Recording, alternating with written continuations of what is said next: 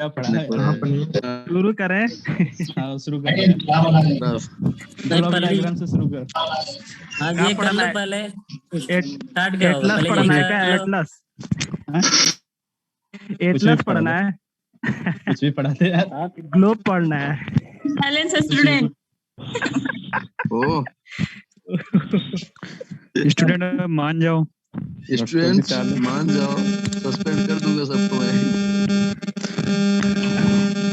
अरे यार यहाँ पे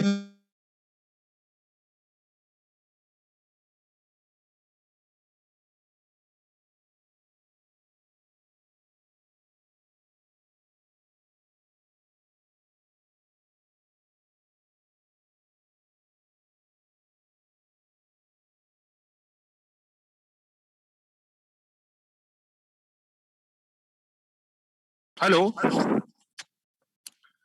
स्टूडेंट्स, आवाज क्लियर है आप लोगों को?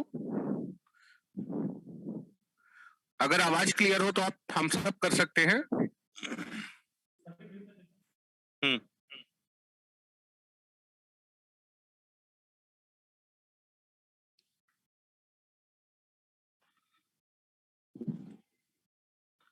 कहाँ गए आप?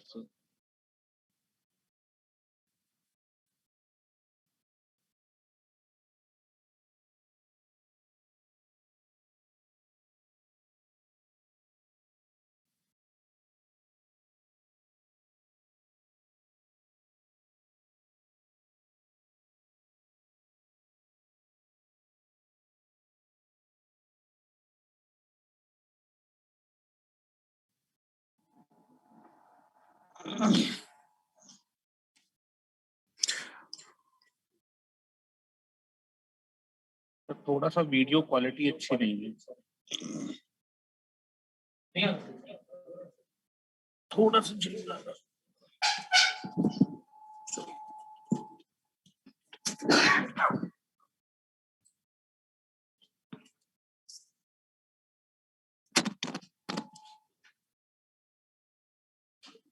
थोड़ा सा फोकस सही कर लो।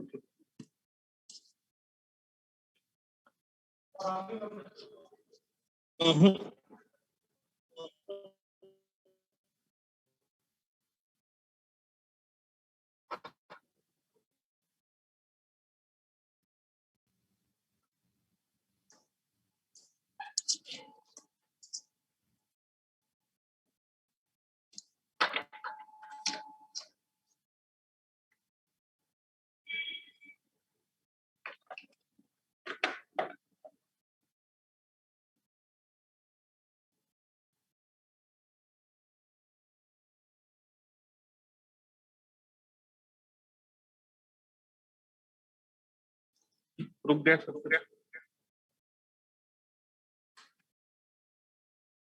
Good evening everybody. यहाँ विजिबल नहीं है सर।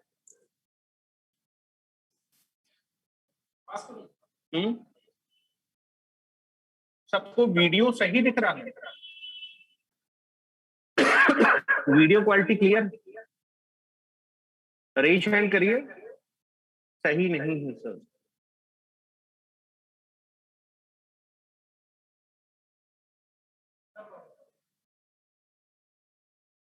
थोड़ा सा आगे रख दीजिए sir.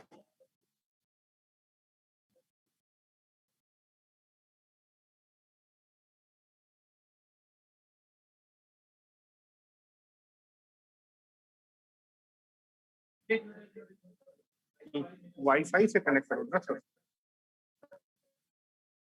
1 minute sir, please wait.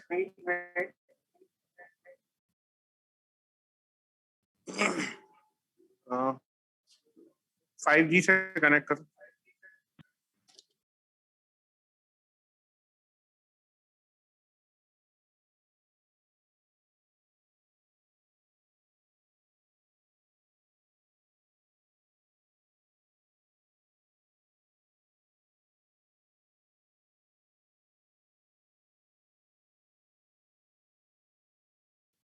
Hello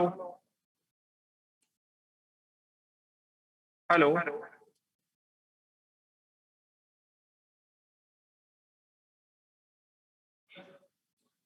hello picture quality, video quality सही दिख रही है?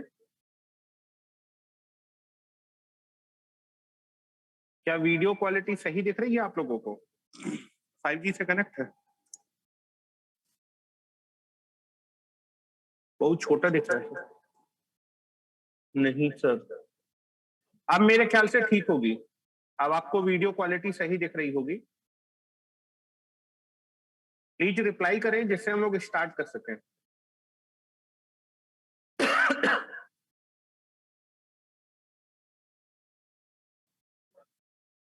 नहीं, रहने दो। मेरे ख्याल से तो आप वीडियो क्वालिटी सही है। सही दिख रही है?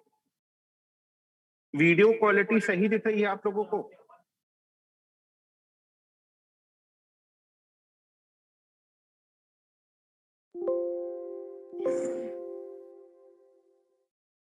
क्या वीडियो आपको सही दिख रहा है? अब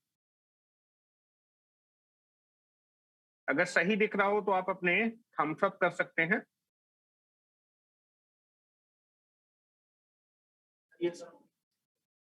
मेरे ख्याल से वीडियो अब आपको सही दिख रहा होगा। चलिए, आवाज आ रही होगी? हेलो, आवाज क्लियर है मेरे ख्याल से, और वीडियो क्वालिटी भी क्लियर है। चलिए, अब हम अपने सब्जेक्ट को स्टार्ट कर सकते हैं। रेज हैंड करना चाहें तो कर दें या फिर थम्स अप कर दें।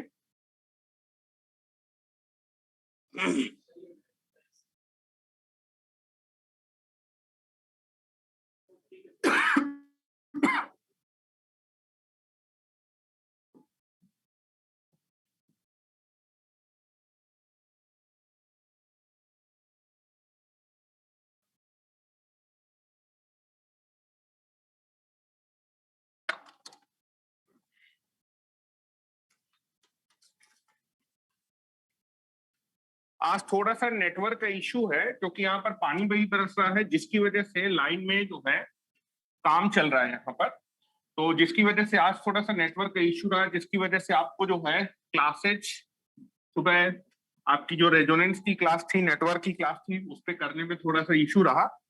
अभी रेजोनेंस की जो क्लास रहेगी, पावर सिस्टम की क्लास होने के बाद रेजोनेंस की क्लास आपकी स्टार्ट होगी। और आज मेरे ख्याल से 2 ही घंटे की सर क्लास लेंगे। और कल से जो आपका शेड्यूल रहेगा वो प्रॉपर शेड्यूल रहेगा, ठीक है? तो आज के लिए सॉरी, ठीक है? तो हम लोग अपने टाइम को ज्यादा वेस्ट ना करते हुए अपने पावर सिस्टम वाले टॉपिक को स्टार्ट करते हैं। आप देखेंगे आपके अप्रैल में मैंने पावर सिस्टम के 2 वीडियो डाले थे, ठीक है? और जनरेशन पोर्शन हम लोगों ने स्टार्ट किया था, लेकिन कुछ स्टूडेंट्स के मैसेज आए, हिमांशु सर के पास भी, मेरे पास भी, कि सर जनरेशन पोर्शन हमारा जो है हम कर नहीं पाए, हमारे यहाँ जो है आपका जो है वीडियो की अवेलेबिलिटी नहीं थी, नेट की अवेलेबिलिटी नहीं थी, या फिर किसी भी वजह से उन्होंने एक्सक्यूज दिए और बोले कि सर ऑनलाइन में जब आप पावर सिस्टम स्टार्ट कर रहे हैं तो आप स्टार्टिंग से स्टार्ट करिए। लेकिन पॉसिबल नहीं है कि मैं सारी चीजें फिर से आपको जो है लिखाऊं जो है। तो मैं क्या कर रहा हूं कि आज का लेक्चर मैं स्टार्टिंग से स्टार्ट कर रहा हूं, लेकिन जो 2 लेक्चर हुए थे उनको मैं ब्रीफली आपको समराइज कर दूंगा, तो उसके आगे चीजें आपका जो है स्टार्ट हो जाएंगे, ठीक है? तो अपना जो सब्जेक्ट है, दैट सब्जेक्ट हम लोग स्टार्ट कर रहे हैं पावर सिस्टम। पावर सिस्टम, ठीक है? अपने सब्जेक्ट को स्टार्ट करें हम लोग पावर सिस्टम, और ये आपका काफी कोर सब्जेक्ट है इलेक्ट्रिकल इंजीनियरिंग के लिए, ठीक है? ये आपका काफी कोर सब्जेक्ट है इलेक्ट्रिकल इंजीनियरिंग में। और आप देखेंगे कि जितने भी कॉम्पिटिटिव एग्जामिनेशन आप देंगे, क्या हुआ, जितने भी आप एग्जामिनेशन देंगे उनमें से आप देखेंगे, सर मेरे में तो नहीं दिखा रहा ऐड का है, ऐड होंगे सर, हाँ 1 मिनट। तो जितने भी जो है आपके एग्जामिनेशन होंगे उनमें से आप देखेंगे कि पावर सिस्टम और मशीन 2 आपके कोर सब्जेक्ट हैं, ठीक है? और बहुत ही आराम से और बहुत ही अच्छे से इस सब्जेक्ट को हम लोगों को यहाँ पर पढ़ना है, ठीक है? तो यहाँ पर हम लोग जो है पावर सिस्टम में जो अपना पोर्शन स्टार्ट कर रहे हैं वो कौन सा स्टार्ट कर रहे हैं बेटा? जनरेशन स्टार्ट कर रहे हैं, ठीक है? जो हम लोग स्टार्ट कर रहे हैं वो आपका जनरेशन वाला पोर्शन स्टार्ट कर रहे हैं। दिख रहा है सर? बिल्कुल क्लियर दिख रहा है? मेरे ख्याल से बेटा यहां से सारी चीजें क्लियर है, ये सारी चीजें क्लियर हैं? आप थोड़ा सा अपने नेटवर्क को देखिए, ठीक है? आपको सारी चीजें बिल्कुल क्लियरली यहाँ पर दिखाई दे रही हैं। मेरे यहाँ भी यहाँ पर स्क्रीन लगी है, बिल्कुल क्लियर सारी चीजें दिखाई दे। और स्टूडेंट्स, आप क्लास लीव मत करो, आप जो है क्लास को वैसे ही छोड़ दो। अगर कोई नेटवर्क का इश्यू होता है तो आप रीज्वाइन ऑटोमेटिकली हो जाएंगे, आपको बार बार ज्वाइन करने की जरूरत नहीं है, ठीक है? तो पावर सिस्टम में हम लोग आपका जनरेशन पोर्शन स्टार्ट कर रहे हैं। तो दो भी जो लेक्चर मैंने आपको पढ़ाए थे उनको मैं जल्दी जल्दी आपको समराइज कर देता हूं, और उसी तरह से हम लोग डेली कंटिन्यूअस में अपने पावर सिस्टम को आज स्टार्ट कर रहे हैं, ठीक है? तो मैंने आपको पहला पॉइंट जो बताया था कि जो इंडिया की टोटल इंस्टॉल्ड कैपेसिटी है पावर जनरेट करने की, वो है आपकी 370 गीगावाट, ठीक है? तो जो आपकी जो पावर जनरेट करने की कैपेसिटी है इंडिया की, आप बोल सकते हैं प्रेजेंटली अगर ये डाटा की बात करूं तो अगस्त 2020 तक जो इंडिया की टोटल इंस्टॉल्ड कैपेसिटी थी पावर जनरेट करने की थी, वो थी 370 गीगावाट। या फिर अगर मैं इसको मेगावाट में बोलूं तो आपका जो है मेगावाट में जो आपकी टोटल इंस्टॉल्ड कैपेसिटी है पावर जनरेट करने की, वो है 3,70,000 मेगावाट। इतनी आप पावर अगस्त 2020 तक क्या कर सकते हैं, जनरेट कर सकते हैं इंडिया में, ठीक है? दूसरा, अगर हम यहां पर बात करें इस पावर को जनरेट करने के लिए जो आप एनर्जी सोर्स यूज कर रहे हैं, what type of the energy source we can be used. तो आपने पहली चीज देखा होगा कि जो एनर्जी होती है ना तो वो क्रिएट की जा सकती है ना ही डिस्ट्रॉय की जा सकती है, एक फॉर्म से दूसरे फॉर्म में कन्वर्ट की जा सकती है। तो जो भी हम इलेक्ट्रिसिटी आपके इंडिया में प्रोड्यूस कर रहे हैं उसको हम कहीं ना कहीं किसी दूसरी एनर्जी को इलेक्ट्रिकल एनर्जी में कन्वर्ट कर रहे हैं। तो क्या क्या सोर्सेज हम यूज कर रहे हैं इलेक्ट्रिकल एनर्जी को प्रोड्यूस करने के लिए? तो नेक्स्ट हेडिंग जो मैंने आपको लिखाई थी, that is a source of energy for power generation, ठीक है? तो जनरली हम इंडिया में पावर जनरेट करने के लिए दो टाइप के एनर्जी सोर्सेज क्या करते हैं, यूज करते हैं। पहला एनर्जी सोर्स होता है कन्वेंशनल एनर्जी सोर्स, और दूसरा एनर्जी सोर्स जो होता है उसको बोलते हैं नॉन कन्वेंशनल एनर्जी सोर्स, ठीक है? तो पहला कन्वेंशनल एनर्जी सोर्स जो होता है, कैसे पहचानेंगे, what do you mean by the conventional energy source?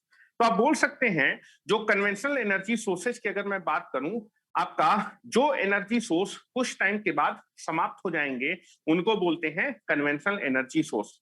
या फिर आप बोल सकते हैं जो एनर्जी सोर्स कुछ टाइम के बाद समाप्त हो जाएंगे, या फिर जो एनर्जी सोर्स कुछ टाइम के बाद एग्जॉस्टेबल हो जाएंगे या फिर एग्जॉस्ट हो जाएंगे, ऐसे एनर्जी सोर्स को बोलते हैं conventional energy source.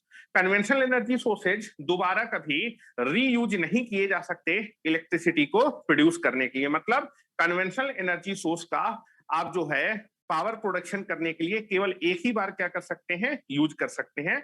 They can not be reused for the electricity generation. For example की अगर मैं बात करूं, जैसे कोयला होता है, कोयले में केमिकल एनर्जी होती है और कोयले का कंबशन करके कोयले की मीटिंग लीव ना करें, आगे मैं स्टार्ट करूंगा। मैं आपको जल्दी से पिछले के 2 लेक्चर समराइज कर रहा हूं, ठीक है, जिससे कि आपकी कंटिन्यूटी बनी रहे, ठीक है? लीव करने की जरूरत नहीं है, आगे मैं आपको जो है आज स्टार्ट करूंगा, इसलिए आप मीटिंग में बने रहें। मुझे केवल आधे घंटे लगेगा दोनों लेक्चर को रिवाइज कराने के लिए, ठीक है?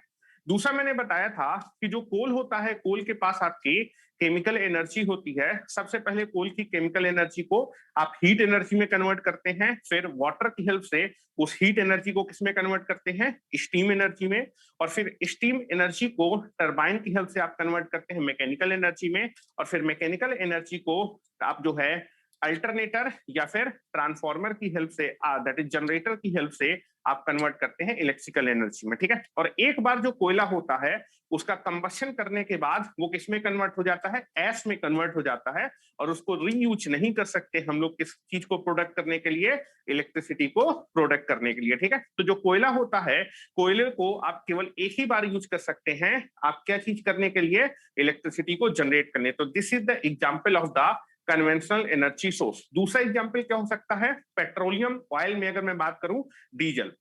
तो डीजल पावर प्लांट में भी आप क्या करते हैं, डीजल को यूज करते हैं इलेक्ट्रिसिटी को प्रोड्यूस करने के लिए, और एक बार डीजल से इलेक्ट्रिसिटी प्रोड्यूस हो जाती है, दोबारा आप उसी डीजल को यूज करके इलेक्ट्रिसिटी प्रोड्यूस नहीं कर सकते। तो डीजल भी आपका कैसा सोर्स है बेटा, that is the conventional energy source है। नेक्स्ट हम लोग बात करेंगे यूरेनियम, ठीक है।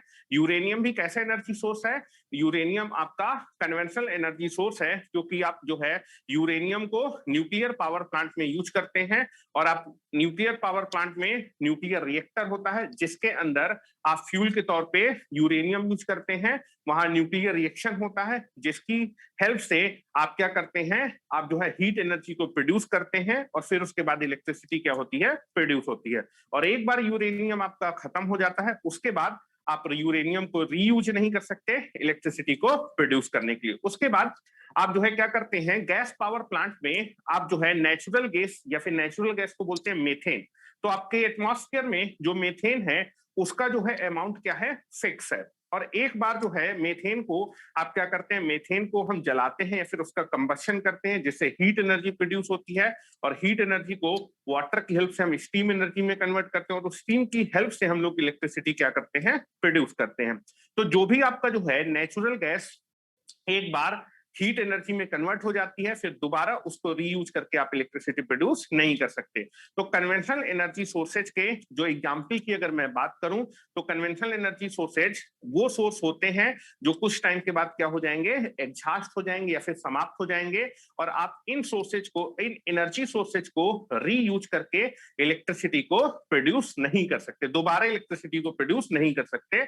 और कन्वेंशनल एनर्जी सोर्सेज जो होते हैं उनकी वजह से क्या क्रिएट होता है, पॉल्यूशन क्रिएट होता है। साथ ही साथ आपके जो कन्वेंशनल एनर्जी सोर्स होते हैं उनको बोलते हैं नॉन रिन्यूएबल एनर्जी सोर्सेज, ठीक है। तो कन्वेंशनल एनर्जी सोर्सेज की हेल्प से आप क्या करते हैं, इलेक्ट्रिसिटी को प्रोड्यूस कर सकते हैं। और एग्जांपल क्या है कन्वेंशनल एनर्जी सोर्सेज के, कोल, डीजल, यूरेनियम, नेचुरल गैस जिसको कि आप बोलते हैं दैट इज मीथेन, ठीक है। कोल को यूज करते हैं थर्मल पावर प्लांट में, डीजल को यूज करते हैं डीजल पावर प्लांट में, यूरेनियम को यूज करते हैं न्यूक्लियर पावर प्लांट में, और बेटा नेचुरल गैस या फिर मीथेन को हम यूज करते हैं गैस पावर प्लांट में इलेक्ट्रिसिटी को प्रोड्यूस करने के लिए। दूसरा एनर्जी सोर्स जो होता है उसका नाम है नॉन कन्वेंशनल एनर्जी सोर्स।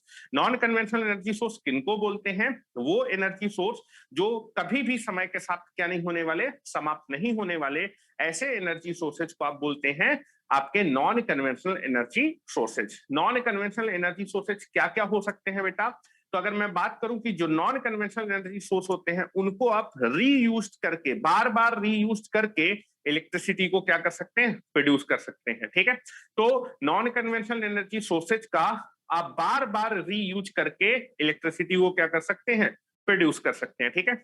और साथ ही साथ जो नॉन कन्वेंशनल एनर्जी सोर्सेज होते हैं उनकी वजह से आपका जो है पॉल्यूशन क्रिएट नहीं होता है, ठीक है। तो मैं थोड़ा जल्दी आपको पढ़ा रहा हूं क्योंकि लेक्चर में आपको पढ़ा चुका हूं, ठीक है। अगर मैं एग्जाम्पल की बात करूं कि नॉन कन्वेंशनल एनर्जी सोर्सेज के एग्जाम्पल क्या है, तो वाटर, तो आप देखेंगे कि आपके जो है वाटर की अवेलेबिलिटी काफी ज्यादा है, और जो है वाटर कभी भी समाप्त नहीं होने वाला। साथ ही साथ हाइड्रो पावर प्लांट में आपके कई सारे हाइड्रो पावर प्लांट होते हैं, जैसे एग्जाम्पल के तौर पे मैं बात करूं conventional hydro power plant, run of river hydro power plant, that is pumped storage hydro power plant. तो जो pumped storage hydro power plant है उसमें आप क्या करते हैं, वाटर को बार बार रीयूज करके इलेक्ट्रिसिटी को क्या कर सकते हैं, प्रोड्यूस कर सकते हैं। तो मैंने बताया कि जो आपके नॉन कन्वेंशनल एनर्जी सोर्स होते हैं उनको रीयूज करके क्या किया जा सकता है, इलेक्ट्रिसिटी को बार बार प्रोड्यूस किया जा सकता है। और हाइड्रो पावर प्लांट में जब आप इलेक्ट्रिसिटी को प्रोड्यूस करते हैं तो उसकी वजह से कोई भी पोल्यूशन क्रिएट नहीं होता। क्या एग्जाम्पल हो सकते हैं नॉन कन्वेंशनल एनर्जी सोर्सेज के, तो एग्जाम्पल के तौर पे आप देखेंगे कि नॉन कन्वेंशनल एनर्जी सोर्सेज का एग्जाम्पल है आपका वाटर। वाटर यूज किया जाता है हाइड्रो पावर प्लांट में। दूसरी अगर मैं बात करूं कि दैट इज विंड, विंड आपका जो है, विंड को हम यूज करते हैं विंड एनर्जी पावर प्लांट में इलेक्ट्रिसिटी को प्रोड्यूस करने के लिए। फैन होता है, विंड की हेल्प से हम फैन को रोटेट करते हैं, उसकी वजह से आपका जो है क्या होती है, जो विंड एनर्जी होती है वो आपकी क्या करती है, टरबाइन को रोटेट कराती है, और टरबाइन आगे जाके कपल्ड होती है आपके किससे, जनरेटर या फिर अल्टरनेटर के साथ, ठीक है। और वो जनरेटर या फिर अल्टरनेटर क्या करता है, टरबाइन की मैकेनिकल एनर्जी को कन्वर्ट कर देता है इलेक्ट्रिकल एनर्जी में। और आप देखेंगे इस ब्रह्मांड में जब तक लिविंग ऑर्गन्स हैं या फिर जब तक हम लोग हैं तब तक विंड भी कभी खत्म नहीं होने वाली, ठीक है। उसके बाद अगर मैं बात करूं, जो सोलर एनर्जी होती है उसको हम सोलर एनर्जी पावर प्लांट में यूज करके इलेक्ट्रिसिटी को प्रोड्यूस करते हैं। सोलर एनर्जी आपकी कहां से मिलती है, सन से मिलती है, और ये भी आपकी जो है कभी भी एग्जॉस्टेबल नहीं है, कभी भी समाप्त नहीं होने वाली।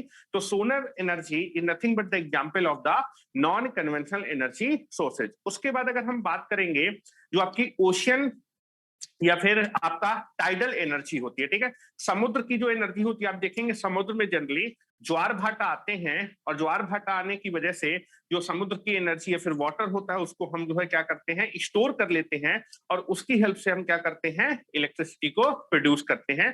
तो ओशियन एनर्जी या फिर आपके टाइडल एनर्जी को भी ये जो आपके समुद्र हैं या फिर जो समुद्र की एनर्जी है, समुद्र में ज्वार भाटा कभी भी आने समाप्त नहीं होने वाले, तो ये भी जो एनर्जी है वो हमेशा अवेलेबल होने वाली है। तो that is nothing but the example of the non conventional energy sources. उसके बाद अगर हम बात करेंगे that is geothermal energy. Geothermal, geo का मतलब होता है मिट्टी या फिर आपका अर्थ, थर्मल का मतलब हीट एनर्जी। तो आप देखेंगे अर्थ के अंदर जो हीट एनर्जी है उसका भी हम यूज करते हैं इलेक्ट्रिसिटी को प्रोड्यूस करने के लिए।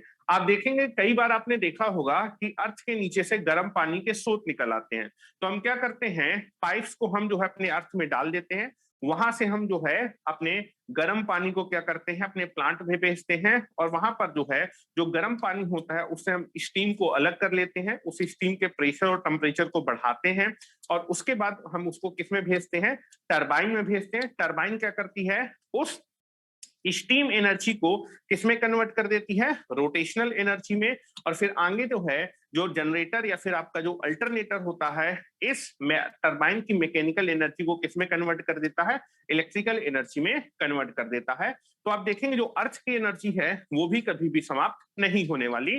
तो जो जियोथर्मल एनर्जी होती है जिसको हम जियोथर्मल पावर प्लांट में यूज करते हैं वो भी किसका एग्जाम्पल होता है, आपका that is non conventional energy source का एग्जाम्पल होता है। उसके बाद एक और एनर्जी होती है जिसको हम बोलते हैं बायोमास या फिर बायोगैस। आप देखेंगे कि जो है जो कूड़ा करकट होता है, गोबर होता है, पत्तियां होती हैं या फिर आपका जो कूड़ा होता है उसको हम क्या करते हैं, गड्ढे में जो है डीकम्पोज करते हैं, और डीकम्पोजिशन करने की वजह से कौन सी गैस प्रोड्यूस होती है, मेथेन गैस प्रोड्यूस होती है, और उस मेथेन गैस को हम क्या करते हैं बेटा, जो है जलाते हैं, जिससे कौन सी एनर्जी प्रोड्यूस होती है, हीट एनर्जी प्रोड्यूस होती है, और उस हीट एनर्जी से हम वाटर को किस में कन्वर्ट करते हैं, स्टीम में कन्वर्ट करते हैं, और फिर स्टीम से हम स्टीम टरबाइन को रोटेट कराते हैं, मैकेनिकल एनर्जी प्रोड्यूस होती है, और आगे आपकी टरबाइन से कौन सा क्या कपल्ड होता है, जनरेटर या फिर अल्टरनेटर कपल्ड होता है, और वो जनरेटर या फिर आपका अल्टरनेटर आपकी टरबाइन की मैकेनिकल एनर्जी को किसमें कन्वर्ट कर देता है, हीट एनर्जी में कन्वर्ट कर देता है। तो आप देखेंगे जो बायो मास या फिर बायोगैस होती है या फिर कूड़ा करकट गोबर हमेशा ही अवेलेबल होने वाला है।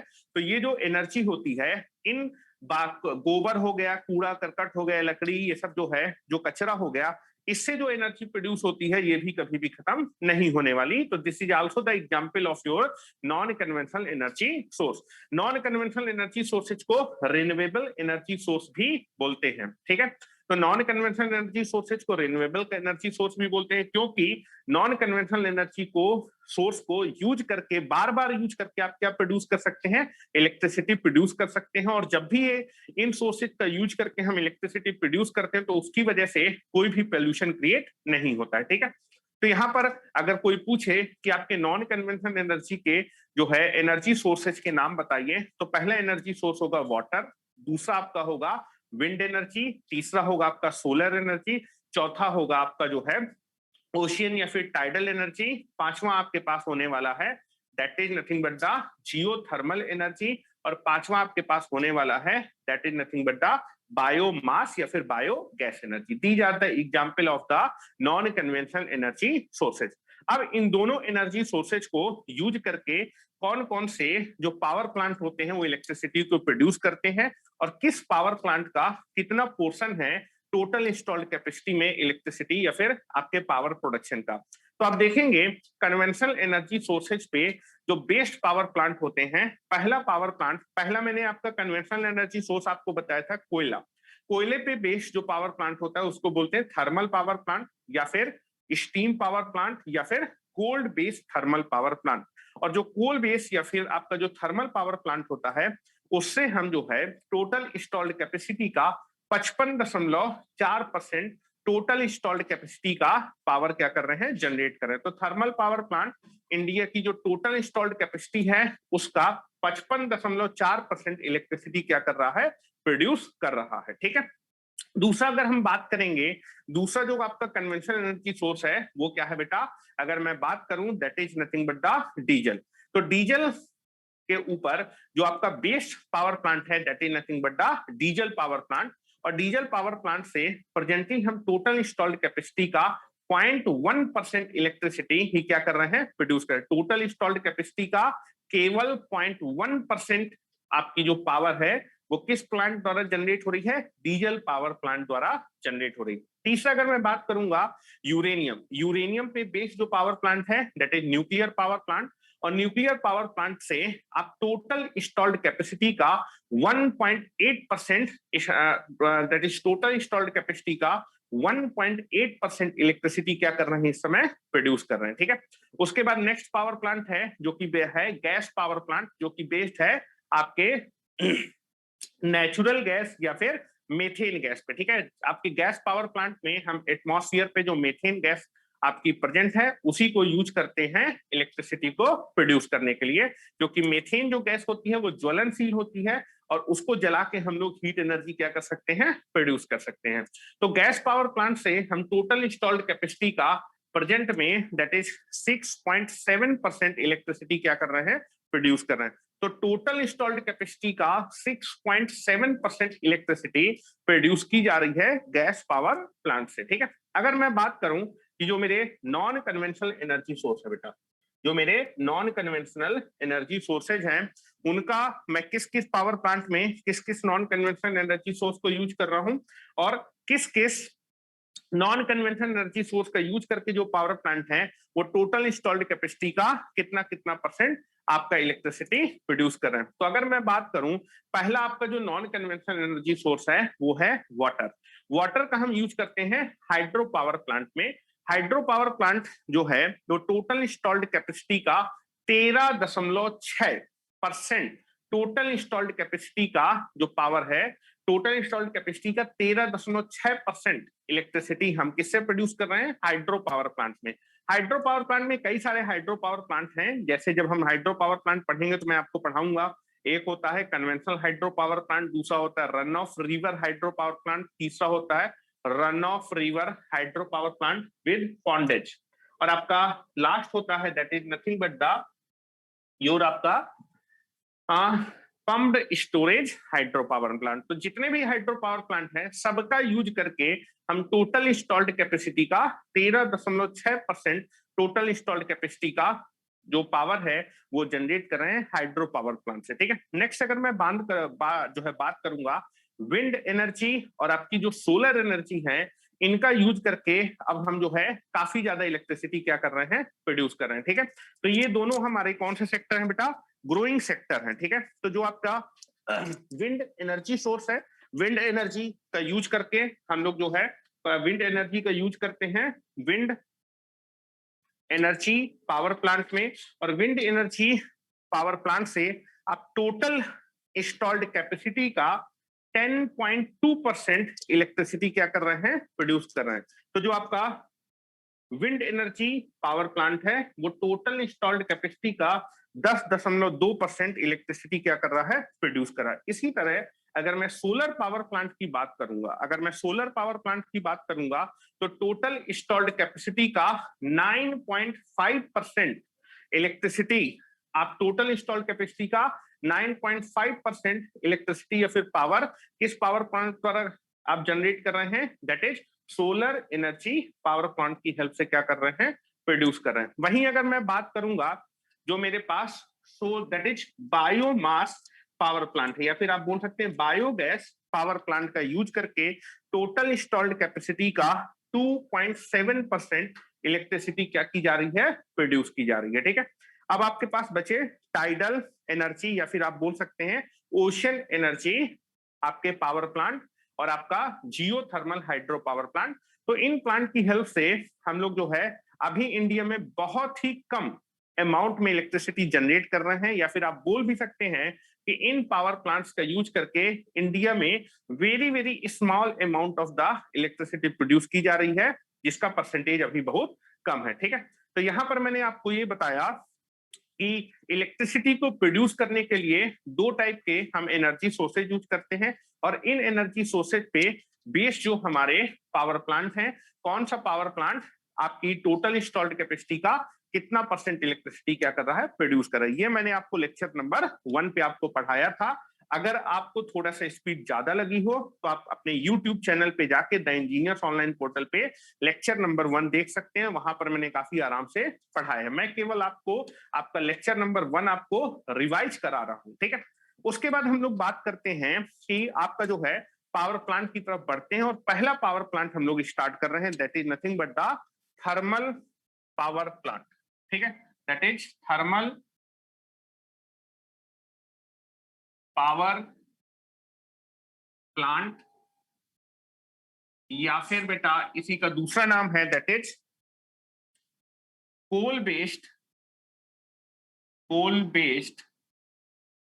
Thermal power plant. Coal based thermal power plant की मैं बात कर रहा हूं, या फिर इसी को बोलते हैं स्टीम पावर प्लांट, या फिर इसी का तीसरा नाम है स्टीम पावर प्लांट। ठीक है, इसके बारे में बात करते हैं। ठीक है, तो नेक्स्ट लेक्चर में मैंने आपको इसी के बारे में कुछ चीजें बताई थी, उसको भी मैं आपको जल्दी से रिवीजन करा देता हूं। ठीक है, नाउ तो आप देखेंगे जो थर्मल पावर प्लांट होता है उसमें जो एनर्जी का कन्वर्जन या फिर एनर्जी का फ्लो कैसे होता है, तो आप देखेंगे थर्मल पावर प्लांट में आप एनर्जी को प्रोड्यूस करने के लिए क्या यूज करते हैं बेटा, कोयला यूज करते हैं, कोल यूज करते हैं। और जो कोल होता है, कोल में कौन सी एनर्जी होती है बेटा, केमिकल एनर्जी होती है। ठीक है, अगर मैं बात करूं जो कोयला होता है, कोयले में केमिकल एनर्जी क्यों होती है, क्योंकि जो कोयला है वो आपका केमिकल कंपोनेंट है, और कुछ केमिकल कंपोनेंट को मिला के आपका कोयला बनता है। कोई पूछे कि कोयले में कौन कौन से केमिकल कंपोनेंट है, तो जनरली कोयले में जो केमिकल कंपोनेंट पाए जाते हैं उनमें मेन है कार्बन, हाइड्रोजन, नाइट्रोजन, सल्फर, उसके बाद ash and moisture content will be there. तो ये कुछ आपके मेन कंपोनेंट हैं जिनको मिला के क्या बनता है, कोयला बनता है। तो जो कोयला है वो आपके केमिकल कंपोनेंट से मिलके बना होता है, इसलिए कोयले के पास कौन सी एनर्जी होती है बेटा, केमिकल एनर्जी होती है। अब हम क्या करते हैं, कोयलों को जलाते हैं, या जलाने को इंग्लिश में बोलते हैं बर्निंग करना, या फिर जनरली जो है टेक्निकली भाषा में बोलते हैं कंबशन करना। ठीक है, तो हम क्या करते हैं, एयर की प्रेजेंस में अपने कोयले का कंबशन करते हैं। तो एयर की प्रेजेंस में अगर कोयले का आपको कंबशन करना है तो क्या रिक्वायरमेंट होगा, एयर का रिक्वायरमेंट होगा, तभी आपका कोयला क्या करेगा, जलेगा, या फिर उसका कंबशन होगा। ठीक है, तो आप देखेंगे कि आप जो है जो कोयला होता है, कोयले के अंदर केमिकल एनर्जी होती है, एयर की प्रेजेंस में हम कोयले का कंबशन करते हैं, तो कोयले की जो केमिकल एनर्जी है वो किस में कन्वर्ट हो जाती है, हीट एनर्जी में आपकी कन्वर्ट हो जाती है। फिर वाटर की हेल्प से हम इस हीट एनर्जी को क्या करते हैं, स्टीम में कन्वर्ट करते हैं। ठीक है, तो आप देखेंगे जब मैं कोयले का कंबशन करूंगा एयर की प्रेजेंस में तो हीट एनर्जी प्रोड्यूस होगी। इस हीट एनर्जी से हम वाटर को क्या करते हैं, बॉयल करते हैं, और बॉयल होने के बाद जो वाटर जब बॉयल होगा तो क्या प्रोड्यूस करेगा, स्टीम प्रोड्यूस करेगा। तो हीट एनर्जी, ये कोयले की जो है इस हीट एनर्जी को हम क्या करते हैं, वाटर की हेल्प से किसमें कन्वर्ट कर देते हैं, स्टीम एनर्जी में कन्वर्ट कर देते हैं, या फिर स्टीम में कन्वर्ट कर देते हैं। अब इस स्टीम को हम इंजेक्ट करते हैं आपकी स्टीम टरबाइन में। ठीक है, स्टीम टरबाइन क्या करती है, इस स्टीम एनर्जी को कन्वर्ट कर देती है मैकेनिकल एनर्जी में। और आप देखेंगे आगे टरबाइन से आपका जनरेटर कपल्ड होता है, जनरेटर आपकी टरबाइन की मैकेनिकल एनर्जी को कन्वर्ट कर देता है किसमें, इलेक्ट्रिकल एनर्जी में। तो आप देखेंगे कि फाइनली जो कोल की केमिकल एनर्जी है आपकी प्रोसेस बाय प्रोसेस फाइनली किस में कन्वर्ट हो जाती है, इलेक्ट्रिकल एनर्जी में कन्वर्ट हो जाती है। लेकिन ये डायरेक्ट कन्वर्जन नहीं है, क्योंकि जो कोयले की केमिकल एनर्जी है, first it can be converted into the heat energy, then water की हेल्प से ये कोयले की जो हीट एनर्जी है वो आपकी किसमें कन्वर्ट होती है, स्टीम एनर्जी में। टरबाइन इस हीट एनर्जी, इस स्टीम एनर्जी को कन्वर्ट करता है किसमें बेटा, मैकेनिकल एनर्जी में। और फिर जनरेटर या फिर अल्टरनेटर इस मैकेनिकल एनर्जी को कन्वर्ट कर देता है आपका इलेक्ट्रिकल एनर्जी में। ठीक है, तो this is nothing but the आपका एनर्जी फ्लो डायग्राम या फिर energy conversion in the thermal power plant. तो आप देखेंगे कि थर्मल पावर प्लांट में इलेक्ट्रिसिटी को जो है प्रोड्यूस करने के लिए जो मेन फ्यूल है वो क्या है, कोल है। तो सबसे पहले यहां पर आपको समझना होगा कि कोयला होता है, कोयला कितने टाइप का होता है। ठीक है, तो जनरली जो है आपको मैंने बताया था कि जो कोयला होता है वो 4 टाइप का होता है। सबसे लो ग्रेड का कोयला होता है पीट, फिर उसके बाद कौन सा होता है, लिग्नाइट, फिर उसके आपका जो है सबसे लो ग्रेड कोयला होता है पीट, उससे अच्छा कोयला होता है लिग्नाइट, उससे और अच्छी क्वालिटी का कोयला होता है बिटुमिनस, और सबसे अच्छी क्वालिटी का जो कोयला होता है वो होता है एंथ्रासाइट। तो मैंने आपको बताया था कि कोयले को कोयला कैसे बनता है, उस प्रोसेस को थोड़ा सा मैं आपको बता देता हूं, जिससे कि आप जो है इंटरव्यू के क्वेश्चन बड़ी ही आसानी से बता सकते हैं। ठीक है, तो मैंने आपको बताया था कि करोड़ों साल पहले आप देखेंगे धरती में भूकंप आए थे।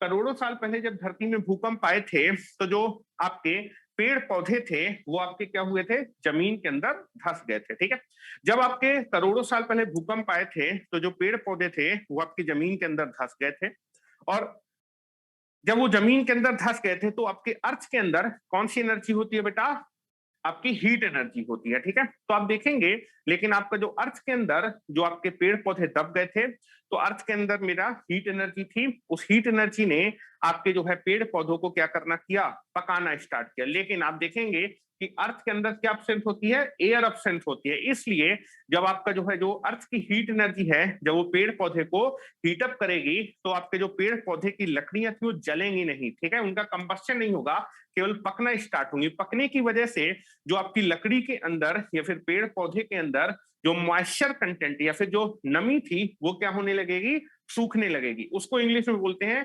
आपके मॉइस्चर जब सूखेगा तो उसको बोलते हैं इवेपोरेशन होना। तो आप देखेंगे कि करोड़ों साल पहले जब धरती में भूकंप आया था तो आपके जो पेड़ पौधे थे वो धरती के अंदर आपके दब गए थे। तो धरती के अंदर जो आपकी अर्थ के अंदर जो हीट एनर्जी थी उसकी वजह से आपके जो है पेड़ पौधे की जो लकड़ी थी उसका इवेपोरेशन या फिर जो मॉइस्चर था वो क्या होने लगा बेटा, सूखने लगा, या फिर उनका इवेपोरेशन होने लगा, मॉइस्चर आपका खत्म होने लगा, जिसकी वजह से लकड़ी क्या होने लगी, पकने लगी। जब ये जो लकड़ी है हजारों सालों तक अर्थ के नीचे पकती गई तो सबसे पहला जो कोल आपका बना वो होता है पीट। ठीक है, तो सबसे पहला जो कोयले का फॉर्म होता है वो होता है पीट, और पीट में सबसे कम आपका कार्बन कंटेंट होता है जो कि 40% से भी क्या होता है, कम होता है। ठीक है, उसके बाद आप देखेंगे जब पीट आपका जो है हजारों सालों तक फिर से अर्थ के अंदर दबा रहेगा तो अर्थ की जो हीट एनर्जी है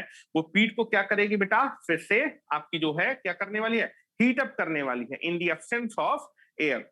तो आपका जो है जो पीट होगा जब वो हजारों सालों तक अर्थ के अंदर फिर क्या करेगा, पकेगा, तो उसका मॉइस्चर कंटेंट कम होने लगेगा और उसका कार्बन कंटेंट क्या हो जाएगा, बढ़ जाएगा। ठीक है, तो आप देखेंगे कि जो आपका पीट को जब आप जो है हजारों सालों तक अर्थ के अंदर फिर से क्या करने रहते, दबा रहने देते हैं, तो आपका जो पीट होता है वो आपका किसमें कन्वर्ट हो जाता है, लिग्नाइट में कन्वर्ट हो जाता है।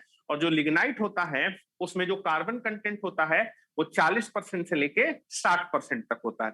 अगर मैं बात करूं कि जो आपका कोयला है, कोयले में कई सारे कंपोनेंट होते हैं। मैंने बताया था कि कोल आपका केमिकल कंपोनेंट है जिसमें मेन कंपोनेंट होता है कार्बन, दूसरा हाइड्रोजन, नाइट्रोजन, सल्फर, एस और मॉइस्चर। तो आप देखेंगे कि जो आपके कोयले में जो मेन कंपोनेंट होता है जो हीट एनर्जी को प्रोड्यूस करता है वो होता है कार्बन। ठीक है, तो आप देखेंगे कि जो आपका पीट था, पीट में आपका कार्बन कंटेंट काफी कम था, तो जो पीट होता है वो सबसे लो ग्रेड क्वालिटी का कोयला होता है और उसमें हीट या फिर आपका एनर्जी कंपोनेंट सबसे क्या होगा, कम होगा। पीट को फिर जब मैं हजारों सालों तक फिर से अर्थ के अंदर दबा रहने दूंगा तो पीट आपका पकता जाएगा, उसका मॉइस्चर कंटेंट कम होता जाएगा, और मॉइस्चर कंटेंट अगर कम होता जाएगा तो उसमें कार्बन कंटेंट बढ़ता जाएगा और हजारों साल जब पीट जो है आपका अर्थ के नीचे पकता रहता है तो कन्वर्ट हो जाता है लिग्नाइट में। लिग्नाइट में आपका जो है जो कार्बन कंटेंट होता है वो आपका 40 से 60% होता है, जो पीट से अच्छी क्वालिटी का कोयला होता है। उसके बाद अगर मैं पीट को हजारों सालों तक फिर से अर्थ के अंदर दबा रहने दूं तो पीट जो होगा वो फिर से अर्थ की हीट एनर्जी की वजह से क्या होने लगेगा, पकेगा और बेटा उसका मॉइस्चर कंटेंट खत्म हो जाएगा और हजारों सालों बाद जो लिग्नाइट है वो अर्थ में हीटअप होगा और वो हजारों सालों बाद किसमें कन्वर्ट हो जाता है, बिटुमिनस कोल में कन्वर्ट हो जाता है।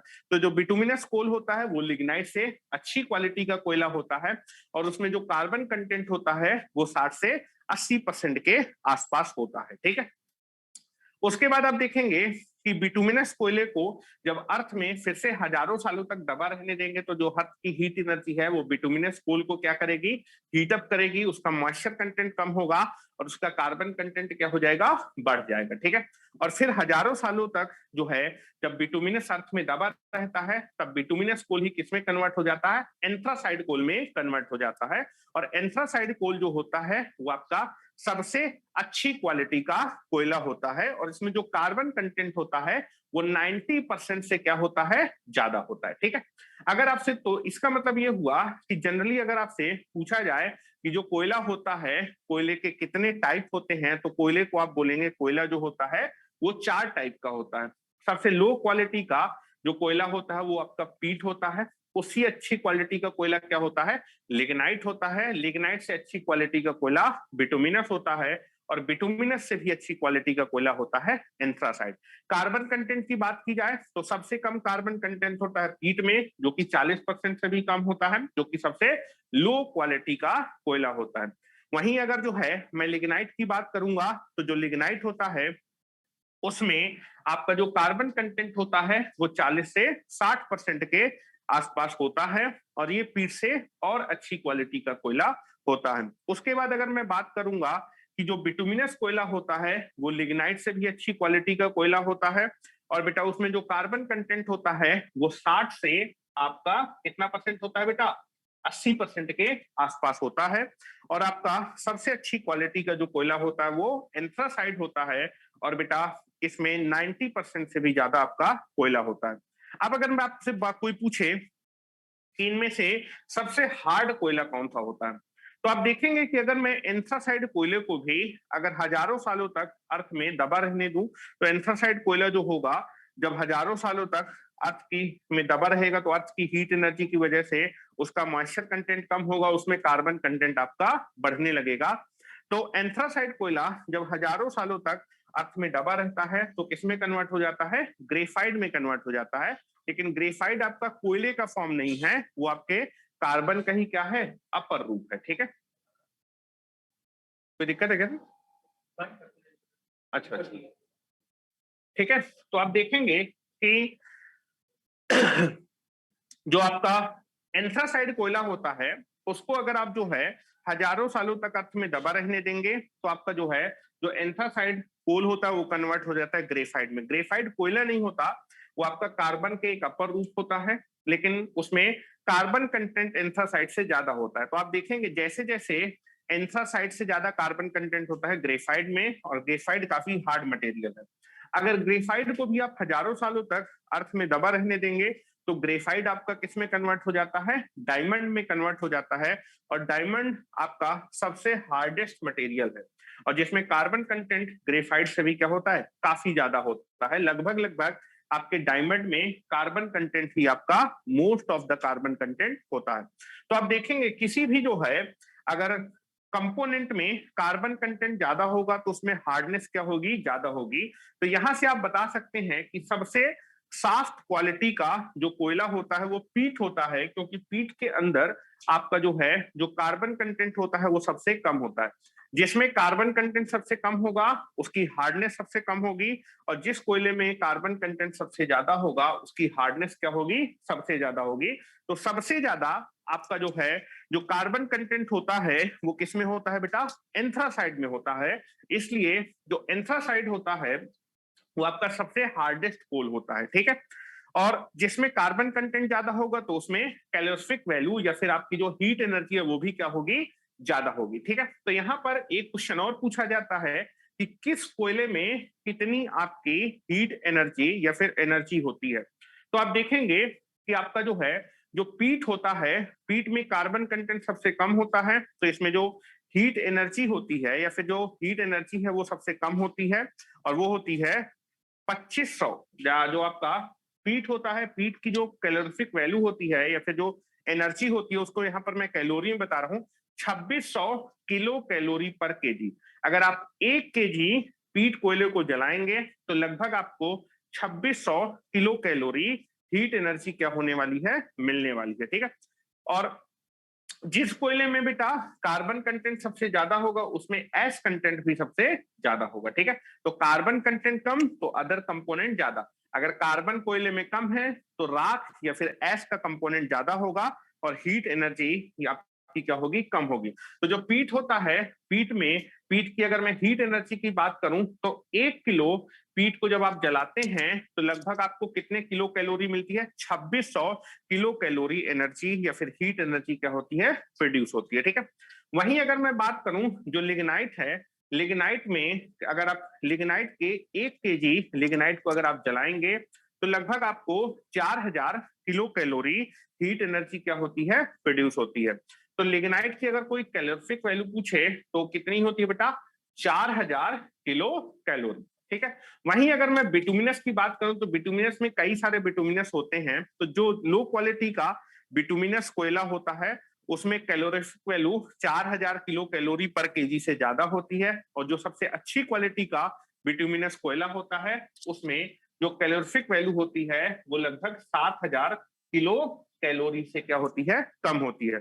तो अगर मैं सारे बिटुमिनस कोयले की एक रेंज बताऊं तो जो बिटुमिनस कोयला होता है, क्योंकि उसमें कार्बन कंटेंट अच्छा खासा होता है, 60 से लेके 80% तक कार्बन कंटेंट होता है, तो जो बिटुमिनस कोयला होता है उसमें जो कैलोरीफिक वैल्यू या फिर हीट एनर्जी होती है, अगर 1 किलो आप जो है बिटुमिनस कोयले को आप जलाएंगे तो लगभग 4000 किलो कैलोरी से ज्यादा हीट एनर्जी प्रोड्यूस होगी और 7000 किलो कैलोरी से कम हीट एनर्जी आपकी प्रोड्यूस होगी।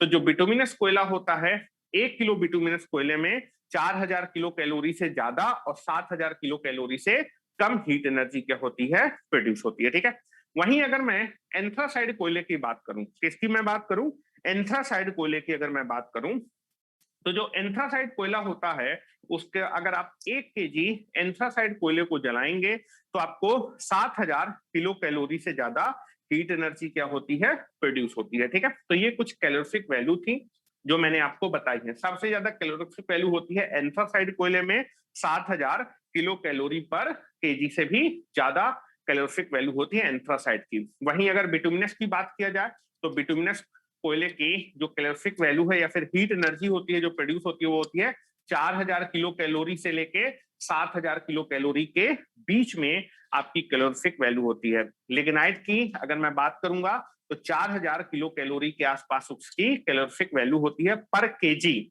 और वहीं पीट की अगर मैं बात करूंगा, पीट की जो कैलोरीफिक वैल्यू होती है वो 2600 किलो कैलोरी पर केजी के आसपास हीट एनर्जी क्या करता है, पर केजी आपका प्रोड्यूस करता है। ठीक है, अब आपसे पूछा जाए कि जब आप थर्मल पावर प्लांट में पावर को प्रोड्यूस करते हैं तो कौन से कोयले को आप यूज करते हैं थर्मल पावर प्लांट में। ठीक है, तो जनरली आपसे ये क्वेश्चन एग्जामिनेशन में पूछा जाता है, तो जनरली थर्मल पावर प्लांट में पावर को प्रोड्यूस करने के लिए हम बिटुमिनस कोयले को क्या करते हैं, यूज करते हैं। ठीक है, जनरली हम थर्मल पावर प्लांट में पावर प्रोडक्शन करने के लिए जो कोयला यूज करते हैं वो कौन सा कोयला यूज करते हैं, बिटुमिनस कोयला यूज करते हैं। अब आपसे एग्जामिनेशन में अगर पूछा जाए एंथ्रासाइड कोयले को थर्मल पावर प्लांट में इलेक्ट्रिसिटी को प्रोड्यूस करने के लिए क्यों यूज नहीं किया जाता, ये अगर क्वेश्चन इंटरव्यू में आपसे पूछा जाएगा तो इसका आप आंसर क्या करेंगे वो मैं आपको बता देता हूँ। ठीक है, तो जनरली आप देखेंगे जो एंथ्रासाइड कोयला है एक तो उसकी कैलोरीफिक वैल्यू ज्यादा होती है। ठीक है, तो वो ज्यादा हीट एनर्जी को प्रोड्यूस करता है, जो ज्यादा हीट एनर्जी प्रोड्यूस करेगा तो उस फ्यूल की कॉस्ट क्या होगी, ज्यादा होगी। तो पहला चीज क्लियर होना चाहिए कि जो एंथ्रासाइड कोयला होता है वो आपका क्या होता है बेटा, उसकी कॉस्ट काफी ज्यादा होती है। ठीक है, लेकिन दूसरा एक मेन रीजन है कि एंथ्रासाइड कोयला आपके थर्मल पावर प्लांट में क्यों यूज नहीं किया जाता। तो जनरली आप देखेंगे कि थर्मल पावर प्लांट में जब आप कोयले को कंबशन करते हैं, कोयले को जलाते हैं, तो आप देखेंगे कोयले को जलाने के लिए जनरली क्या होता है, एयर का रिक्वायरमेंट होता है, ठीक है। तो अगर आप जो है कोयले को बड़े बड़े, आप देखेंगे कि जब जो है, अगर मैं यहाँ पर स्टार्टिंग से बताऊं तो जनरली क्या होता है कि जब आप कोयले की माइनिंग करते हैं, ठीक है, माइंस में जब आप कोयले की माइनिंग करते हैं तो क्या होता है कि जो कोयला होता है वो बड़ी बड़ी सिल्लियों के फॉर्म पे निकलता है, ठीक है। लेकिन आप क्या करते हैं, बड़ी बड़ी सिल्लियों के फॉर्म पे कोयले का ट्रांसपोर्टेशन नहीं करते। आप क्या करते हैं, कोयले को बड़ी बड़ी सिल्लियों के फॉर्म पे माइन से निकालते हैं, लेकिन जब उसको थर्मल पावर प्लांट में ट्रांसपोर्टेशन किया जाता है माइन से, तब उनको छोटे छोटे टुकड़ों में ब्रेक कर देते हैं। तो लगभग माइंस से जब आप जो है कोयले को थर्मल पावर प्लांट में ट्रांसपोर्ट करते हैं तो उनको 2-2, 4-4 किलो के टुकड़ों में क्या करके ब्रेक कर दिया जाता है, जिससे आपका ट्रांसपोर्टेशन क्या होता है, आसान हो जाता है। जब आपका ये जो है कोयला थर्मल पावर प्लांट में पहुंचता है तो थर्मल पावर प्लांट में इस कोयले को क्या करते हैं, स्टोर कर लिया जाता है। और स्टोर करने के बाद जब भी इलेक्ट्रिसिटी प्रोड्यूस करने का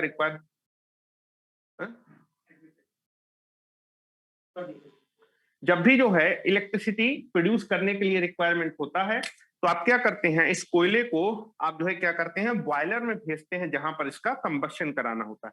लेकिन कंबशन कराने के लिए हम कोयले के 2-2, 4-4 किलो के टुकड़े नहीं भेजते, क्योंकि कंबशन कराने के लिए एयर का रिक्वायरमेंट होता है। अगर आप अपने बॉयलर के अंदर 2-2, 4-4 किलो के टुकड़े भेजेंगे तो जो एयर होगी, एयर जो है आपके इतने बड़े टुकड़े के जो है कांटेक्ट में कम आएगी, ठीक है। तो जनरली हम क्या करते हैं, अगर जो है आपका कोयला बड़े टुकड़े के फॉर्म में होगा तो सरफेस एरिया उसका क्या होगा, कम होगा।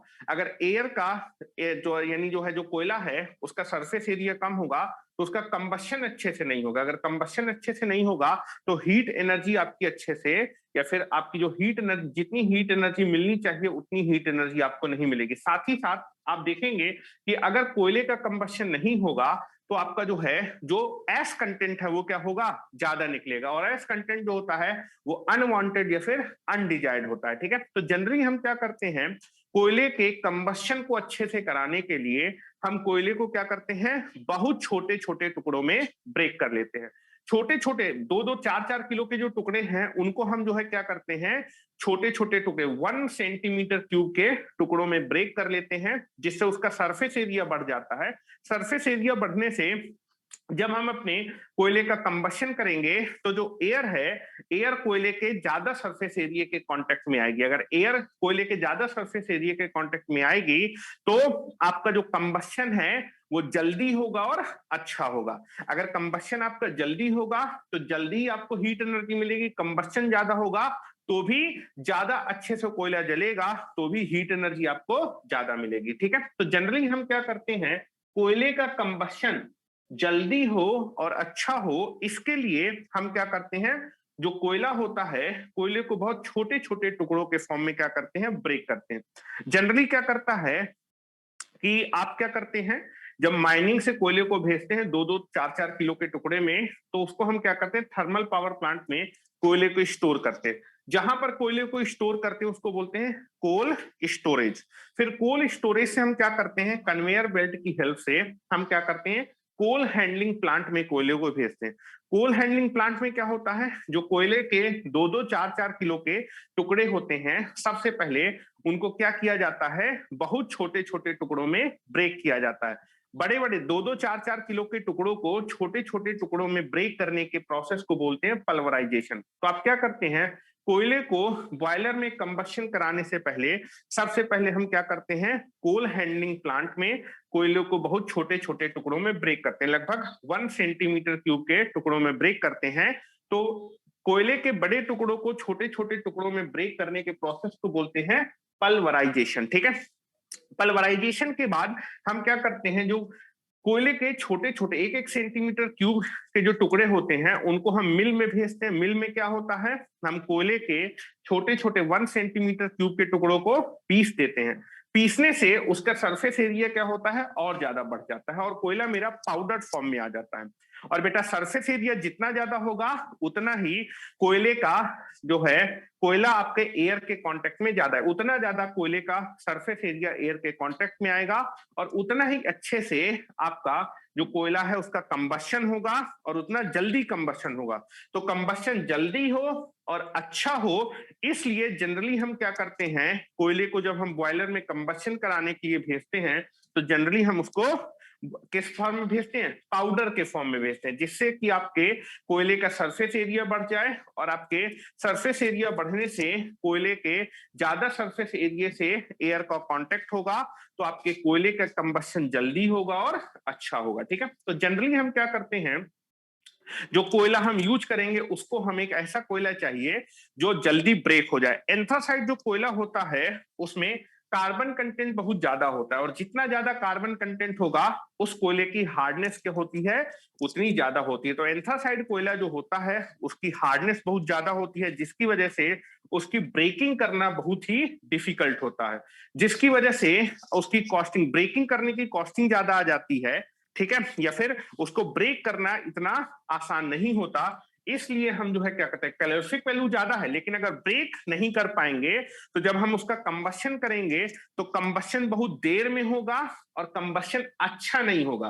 तो राख का कंटेंट ज्यादा निकलेगा और जितनी कैलोरीफिक वैल्यू, जितनी हीट एनर्जी प्रोड्यूस होनी चाहिए उतनी हीट एनर्जी आपकी प्रोड्यूस नहीं होगी। ठीक है, तो जनरली हम क्या करते हैं कि जो एंथ्रासाइड कोयला होता है उसको हम थर्मल पावर प्लांट में यूज नहीं करते। पीट को क्यों यूज नहीं करते, क्योंकि पीट में जो है कार्बन कंटेंट आपका काफी कम होता है, उसको हम वो जो है उसकी हार्डनेस बहुत कम होती है, वो आसानी से ब्रेक हो जाता है, लेकिन उसमें कार्बन कंटेंट ज्यादा नहीं होता तो हीट एनर्जी ज्यादा नहीं होती।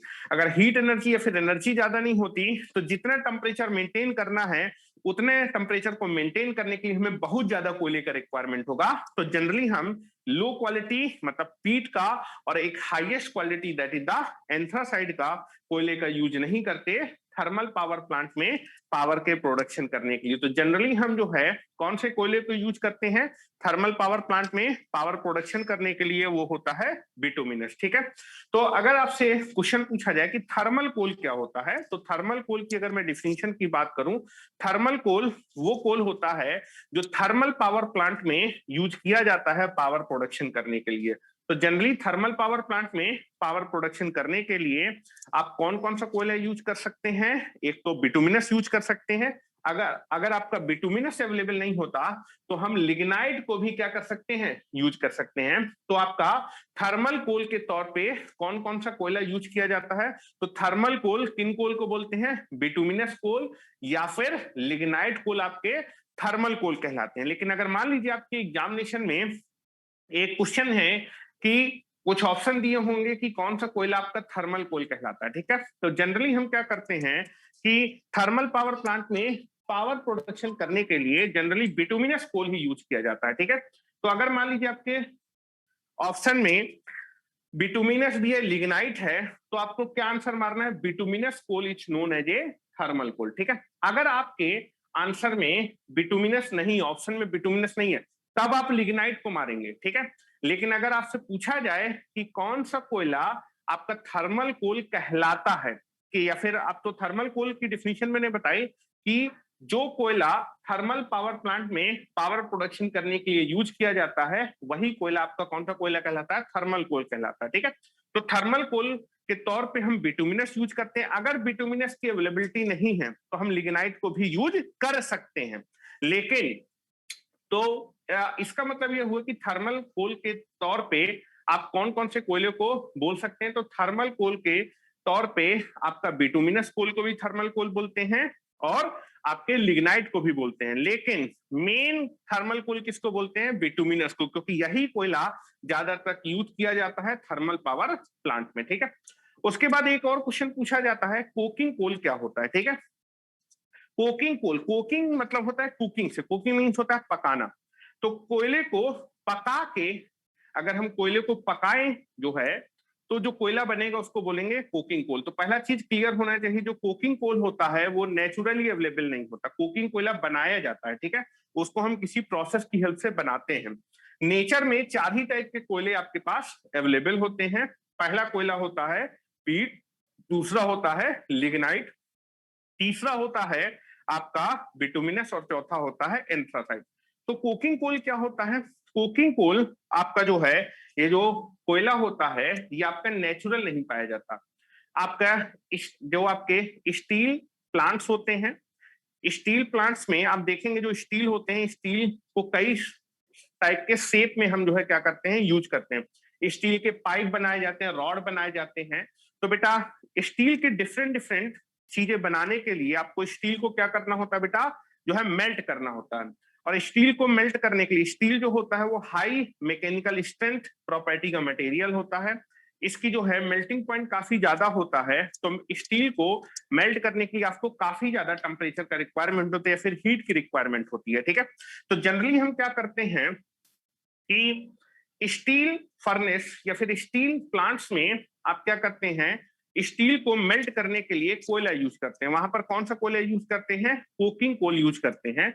लेकिन जो कोकिंग कोल होता है वो कैसे बनता है? तो जनरली हम क्या करते हैं, जो बिटुमिनस कोल होता है, बिटुमिनस कोल को हम क्या करते हैं, एयर की एब्सेंस में क्या करते हैं, हीट अप करते हैं। कितने टेम्परेचर में? 350 डिग्री सेंटीग्रेड में। तो जब मैं जो है क्या करूंगा, एयर की एब्सेंस में बिटुमिनस कोल को क्या करूंगा, हीट अप करूंगा। तो जो आपका बिटुमिनस कोल होगा उसका जो है मॉइस्चर कंटेंट क्या होने लगेगा, कम होने लगेगा। क्योंकि एयर की एब्सेंस में मैं उसको हीट अप कर रहा हूं तो जलेगा नहीं, वो पकना स्टार्ट होगा, उसका मॉइस्चर कंटेंट कम होने लगेगा।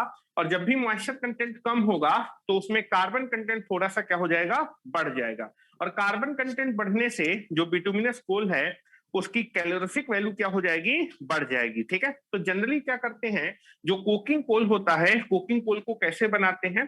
तो कोकिंग कोल को बनाने के लिए जनरली हम क्या करते हैं, coking coal is the part of bituminous कोल।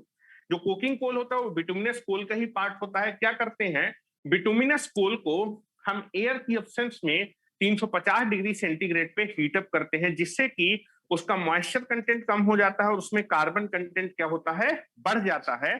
तब जो कोयला आपका बनता है तब वो कोयला कहलाता है कोकिंग कोल। तो कोकिंग कोल को बनाने के लिए बिटुमिनस कोयला ही यूज किया जाता है। तो आप बोल सकते हैं coking coal is the part of a bituminous कोल।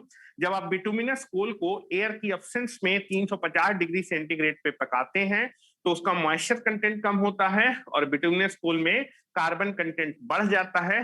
तब इस बिटुमिनस कोल को क्या कहते हैं, कोकिंग कोल बोलते हैं। तो यहां तक बेटा मैंने आपको जो है प्रीवियस 2 लेक्चर में पढ़ाया था, ठीक है। आप इन सारे लेक्चर्स को यूट्यूब पे जाके या फिर अपने ऐप में जाके फिर से रिकॉल कर सकते हैं। तो मेरा मकसद था आपको सारी की सारी चीजें रिकॉल कराने का। अब हम लोग अपने आगे के लेक्चर को क्या करते हैं, स्टार्ट करते हैं, ठीक है।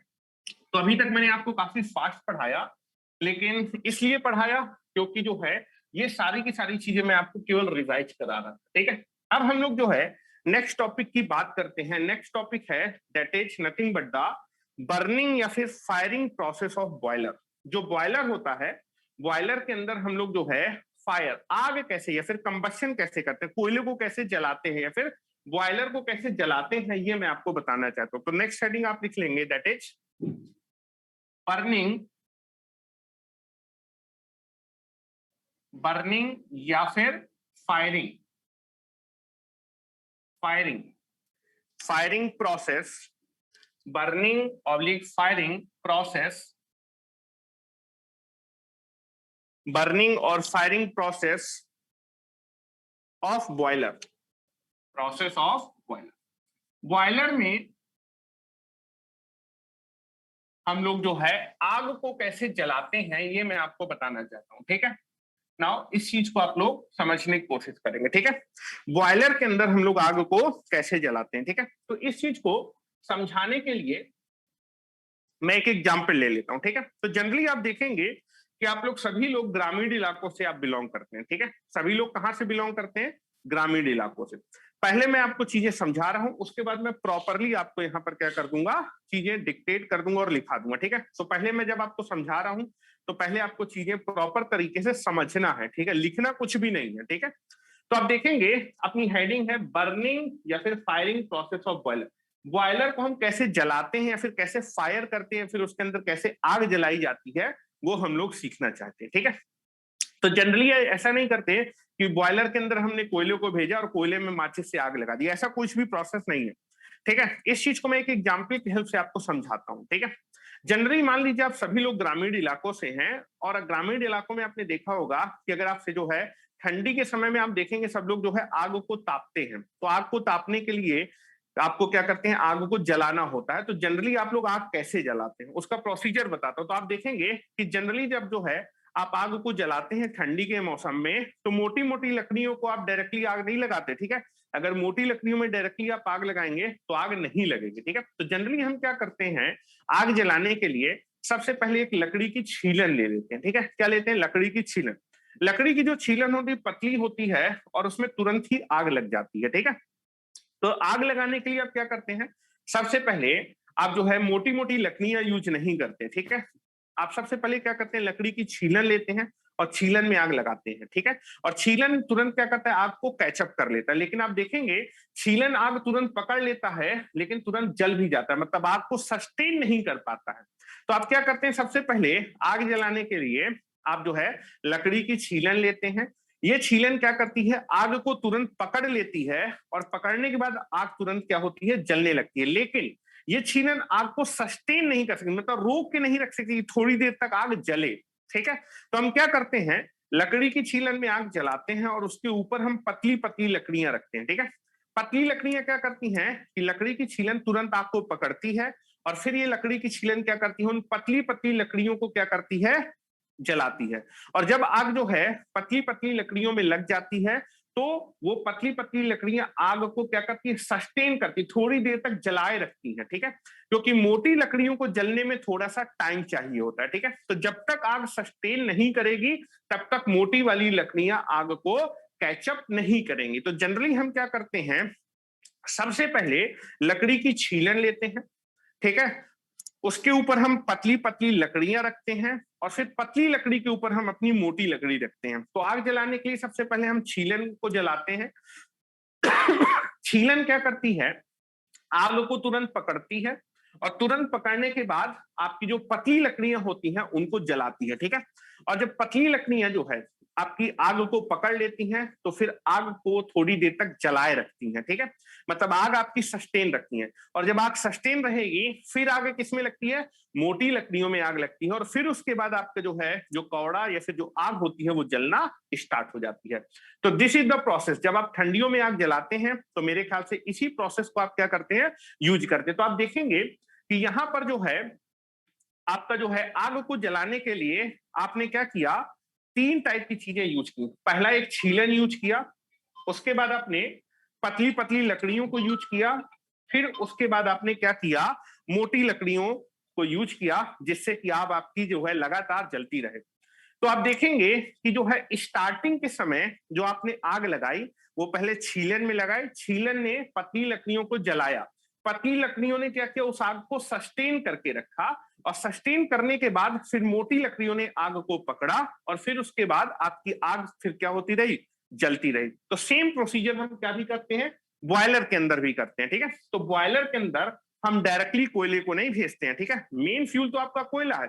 आपके बॉयलर के अंदर आग जो है हमेशा जलते रहने के लिए क्या करते हैं, कोयले को जलाते रहते हैं। ठीक है, लेकिन जब बॉयलर को हम जो है क्या करते हैं, फायर करते हैं, तो फायर करने के लिए डायरेक्टली कोयला नहीं भेजते। सबसे पहले हम क्या करते हैं, इनिशियली बॉयलर में हम क्या करते हैं, ध्यान से सुनिएगा, इनिशियली हम बॉयलर में क्या करते हैं, initially boiler is fired with light diesel oil.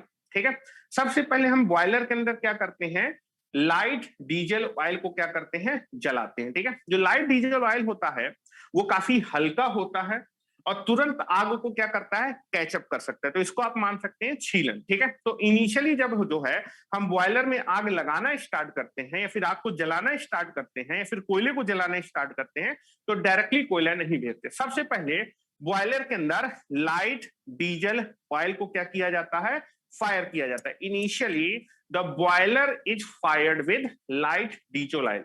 जो लाइट डीजल ऑयल होता है वो आपका हल्का होता है और तुरंत आग को कैचअप कर लेता है। लेकिन ये जो लाइट डीजल ऑयल होता है आग को तुरंत कैचअप करता है लेकिन ये आग को सस्टेन नहीं कर सकता, मतलब काफी देर तक ये जलता नहीं रहेगा। आपने आग लगाया, तुरंत इसमें आग लग जाएगी, लेकिन ये आग को काफी देर तक जला नहीं पाएगा। ठीक है, तो जनरली हम क्या करते हैं, इनिशियली बॉयलर में सबसे पहले हम लाइट डीजल ऑयल को क्या करते हैं, फायर करते हैं। लाइट डीजल ऑयल को फायर करने के बाद जब आपका जो है टेम्परेचर एक सर्टेन टेम्परेचर तक पहुंच जाएगा, सर्टेन टेम्परेचर का मतलब कि जब मैं लाइट डीजल ऑयल को जलाऊंगा तो जलाने से हीट एनर्जी प्रोड्यूस होगी, हीट एनर्जी प्रोड्यूस होने से आपके बॉयलर का टेम्परेचर बढ़ने लगेगा, और जब बॉयलर का टेम्परेचर लगभग 120 डिग्री सेंटीग्रेड के आसपास हो जाता है तो इस आग को लगातार थोड़ी देर जलाए रखने के लिए हम इसमें क्या जो है फायर करते हैं, हैवी डीजल ऑयल फायर करते हैं। ठीक है, तो मैंने बोला कि initially the boiler is fired with light diesel oil, और लाइट डीजल ऑयल क्या करेगा, तुरंत आपको जलाएगा और जिसकी वजह से आपके बॉयलर का टेम्परेचर बढ़ने लगेगा। तो initially the boiler is fired with light diesel oil and after attaining certain temperature, लगभग कुछ टेम्परेचर पहुंचने के बाद, कितना टेम्परेचर, लगभग 120 डिग्री सेंटीग्रेड जब टेम्परेचर पहुंच जाएगा, उसके बाद हम जो है क्या करेंगे, इस आग को लगातार जलाए रखने के लिए, इनको आप मान सकते हैं जैसे पतली लकड़ी, छीलन से आग लगाई, आग तुरंत लग गई। अब इस आग को जलाए रखने के लिए आप क्या करते हैं, पतली पतली लकड़ियां यूज करते हैं। वो पतली लकड़ियां तुरंत आग पकड़ लेंगी, उस आग को क्या भी करेंगी, सस्टेन करके रखेंगी। तो आप क्या करते हैं, 120 डिग्री टेम्परेचर पहुंचने के बाद आप बॉयलर के अंदर क्या करते हैं, हैवी डीजल ऑयल को क्या करते हैं, फायर करते हैं। ठीक है, हैवी डीजल ऑयल को जब फायर करेंगे तो जो हैवी डीजल ऑयल है वो आग को बड़ी आसानी से क्या कर लेगा, कैचअप कर लेगा, और कैचअप करने के बाद थोड़ी देर तक आग को क्या रखेगा, मेंटेन करके रखेगा, सस्टेन करके रखेगा। ठीक है, और उसके बाद हम क्या करते हैं, जब आग सस्टेन हो जाएगी, ठीक है, जब हैवी डीजल ऑयल जलने लगेगा तो आग को थोड़ी देर जलाए रखेगा, उसके बाद हम जो है बॉयलर के अंदर क्या भेजना चालू करते हैं, कोयले को भेजना चालू करते हैं, और हैवी डीजल ऑयल आग को जलाए रखेगा, कोयला जाएगा, आग जलती होगी तो कोयला फिर आग को क्या करेगा, पकड़ेगा। ठीक है, और फिर उसके बाद कोयला मेरा क्या करने लगेगा, आपका फायर होने लगेगी या फिर जलने लगेगा, और बॉयलर के अंदर मेरी क्या हो जाएगी, आग जलने लगेगी, और फिर लगातार हम कोयले को भेजते रहेंगे और फिर मेरा बॉयलर जो है किस कंडीशन में आ जाएगा, रनिंग कंडीशन में आ जाएगा। ठीक है, तो जनरली आप देखेंगे कि जब बॉयलर को आप फायर करते हैं तो फायर करने का प्रोसेस जो होता है वो ये ऐसा नहीं होता कि डायरेक्टली आप अपने बॉयलर को फायर करने के लिए कोयला भेजते हैं। ठीक है, आप जनरली क्या करते हैं, सबसे पहले बॉयलर में इनिशियली बॉयलर को फायर करते हैं लाइट डीजल ऑयल के साथ। जो लाइट डीजल ऑयल होता है वो आपका क्या करता है, जो लाइट डीजल ऑयल होता है वो आपका क्या करता है, तुरंत आपके आग को कैचअप कर लेता है, तुरंत जलने लगता है, हल्का होता है तुरंत जलने लगता है। ठीक है, उसके बाद आफ्टर अटेनिंग सर्टेन टेम्परेचर, कुछ टेम्परेचर जो है अटेन करने के बाद, लगभग कितना टेम्परेचर, 120 डिग्री सेंटीग्रेड के आसपास, आप बॉयलर के अंदर क्या फायर करते हैं, heavy diesel oil. Heavy diesel oil आपकी आग को क्या करता है, सस्टेन करता है, और सस्टेन करेगा मतलब थोड़ी देर तक जलाए रखेगा, और उसके बाद हम अपने बॉयलर के अंदर क्या भेजना स्टार्ट करेंगे, कोयला भेजना स्टार्ट करें, क्योंकि आग सस्टेनेबल है यानी जल सकती है, और उसके बाद जब कोयला भेजेंगे तो कोयला आपका क्या करेगा, आग को कैचअप करेगा, और आपका जो है जो बॉयलर है वो क्या आ जाएगा, फायर हो जाएगा। ठीक है, तो यहां से आपको ये चीज समझ में आई कि जब हम बॉयलर को फायर करते हैं तो दो टाइप के फ्यूल यहां पर यूज करते हैं। एक होता है प्राइमरी फ्यूल जिसको मेन फ्यूल बोलते हैं। मेन फ्यूल क्या होता है, कोयला होता है, और कोयला आप अपने बॉयलर में तब भेजते हैं जब बॉयलर किस कंडीशन में होता है, रनिंग कंडीशन में, मतलब जब बॉयलर के अंदर आग जल जाती है, और इस आग को लगातार जलाए रखने के लिए आप कौन सा फ्यूल यूज करते हैं, कोयला यूज करते हैं।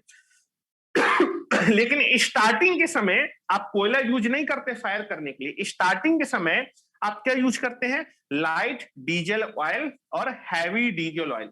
लाइट डीजल ऑयल और हैवी डीजल ऑयल ये आपका सेकेंडरी फ्यूल है जो कि बॉयलर के अंदर यूज किया जाता है जब आपका बॉयलर किस कंडीशन में होता है, स्टार्टिंग कंडीशन में।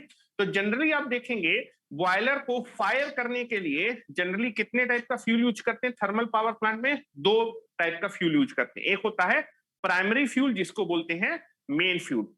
मेन फ्यूल के तौर पे हम क्या यूज करते हैं, कोयला यूज करते हैं, और कोयला आपका जो है, जो आपका यूज किया जाता है बॉयलर के अंदर, वो कब यूज किया जाता है, जिस समय आपका बॉयलर किस कंडीशन में होता है, रनिंग कंडीशन में, मतलब बॉयलर में लगातार आग को जलाए रखने के लिए आप मेन फ्यूल यूज करते हैं जो कि क्या है, कोयला।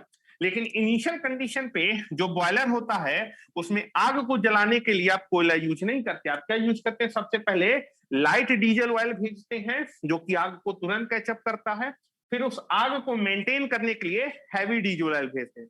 तो स्टार्टिंग के समय बॉयलर में आग को जलाने के लिए हम सेकेंडरी फ्यूल यूज करते हैं जो कि मिक्सचर होता है लाइट डीजल ऑयल और हैवी डीजल ऑयल का, और ये फ्यूल यूज किया जाता है at the starting time of the boiler. ठीक है, तो यहां पर मैं लिखना स्टार्ट करता हूं बेटा। इनिशियली तो आपका फायरिंग या फिर burning process of the boiler, आपके बॉयलर के अंदर आग को जलाने का प्रोसेस, कैसे आग को या फिर फायर को जलाया जाता है। तो यहां मैं लिख रहा हूं इनिशियली, आप बेटा आपको लिखना है, आपको चीजें समझ में आ गई। Initially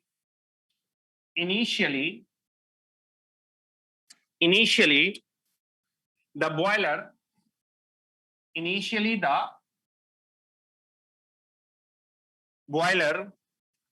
is fire. Initially the boiler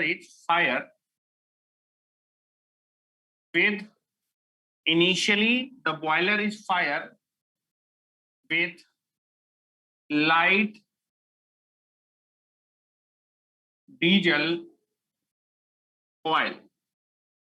तो लाइट डीजल ऑयल जिसको बेटा शॉर्ट में बोलते हैं LDO।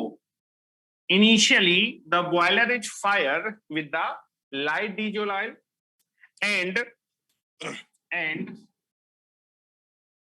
after attaining certain temperature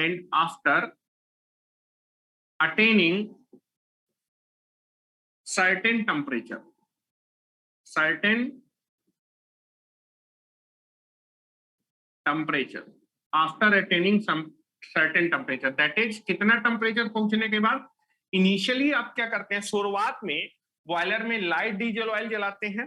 ठीक है, और लाइट डीजल ऑयल जलाने के बाद कितना टेम्परेचर पहुंचते देखते हैं, दैट इज लगभग 120 डिग्री टू 150 डिग्री सेंटीग्रेड तक टेम्परेचर को पहुंचने देते हैं। And after attaining certain temperature the heavy diesel, इतना टेम्परेचर पहुंचने के बाद फिर क्या फायर करते हैं, heavy diesel oil. Heavy diesel oil क्या करता है, आपके आग को क्या करता है बेटा, दैट इज आपका क्या करता है, आग को जो है मेंटेन करता है या फिर सस्टेन करता है। ठीक है, लाइट डीजल ऑयल तो तुरंत बेटा आग को पकड़ लेगा, लेकिन जो हैवी डीजल ऑयल होता है वो आपके आग को थोड़ी देर तक जलाए रखता है, जिसकी वजह से जब आग जलती रहेगी तो आपका क्या होगा, आपका जो कोयला होगा वो आग को पकड़ेगा। ठीक है, एक minute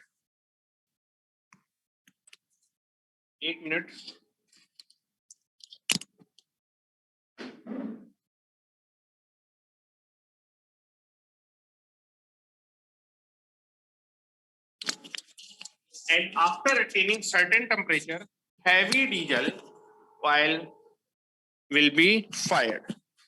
Heavy diesel oil is fired. Heavy diesel oil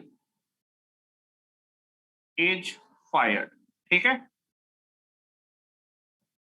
is fired।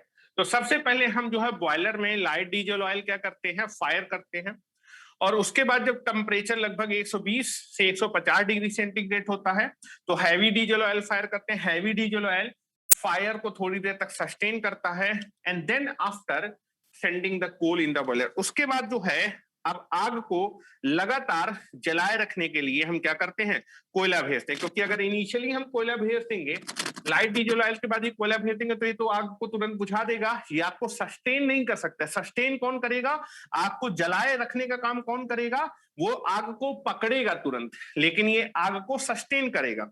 और बेटा ये सस्टेन करेगा, अब कोयला भेजेंगे तो कोयला आग को पकड़ेगा। And after that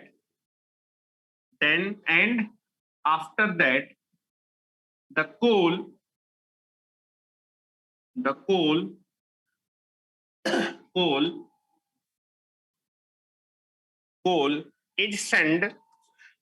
is sending in the boiler, sending in the boiler। और बेटा उसके बाद जब ये आग सस्टेन होगी तो जब कोयला भेजेंगे तो फिर कोयला आग को पकड़ेगा और फिर आग लगातार जलती आ जाएगी। मतलब बॉयलर मेरा किस कंडीशन में रहेगा? रनिंग कंडीशन में। तो रनिंग कंडीशन में आपका जो है जो फ्यूल के तौर पे क्या यूज करते हैं? कोयला यूज करते हैं। लेकिन स्टार्टिंग के तौर पे स्टार्टिंग में फायर करने के लिए आप जो है सेकेंडरी फ्यूल को यूज करते हैं जो कि मिक्सचर होता है LDO and that is heavy diesel oil. Heavy diesel oil को क्या बोलते हैं बेटा? मैं लिख देता हूं, हैवी डीजल ऑयल को बोलते हैं HDO। ठीक है, तो आपका जो है दैट इज जो आपका कोयला होता है, कोयला आपका जो है रनिंग कंडीशन में फ्यूल के तौर पे यूज किया जाता है जिसको हम प्राइमरी या फिर मेन फ्यूल बोलते हैं। लेकिन बॉयलर में स्टार्टिंग टाइम पे आग को फायर करने के लिए हम जो है क्या यूज करते हैं? सेकेंडरी फ्यूल जो कि मिक्सचर होता है LDO लाइट डीजल ऑयल और HDO हैवी डीजल ऑयल का। तो यहां से आपको निष्कर्ष निकलता दिखाई दे रहा होगा। तो आप नेक्स्ट पॉइंट लिख सकते हैं, therefore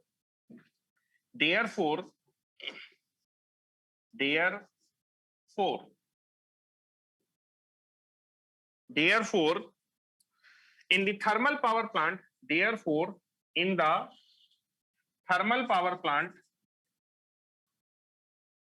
thermal power plant, therefore in the thermal power plant there are two types of fuels are used. Therefore in the thermal power plant there are two types of fuel are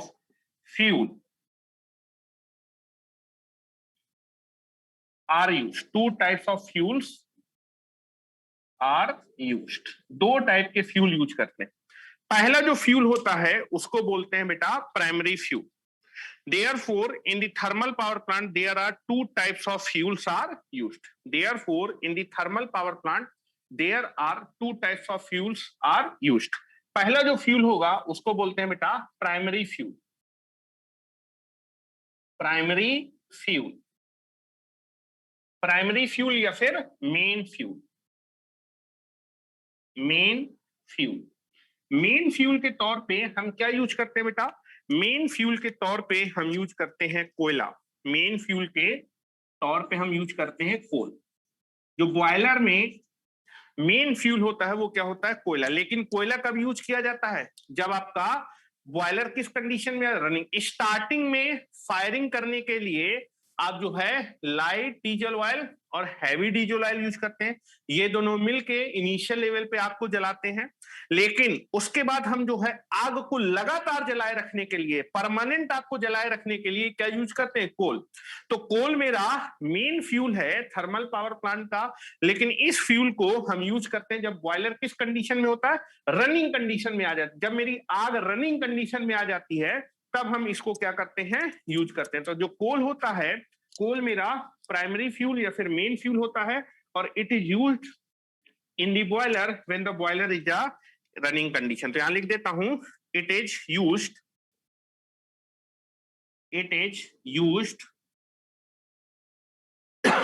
in the boiler when the boiler is in the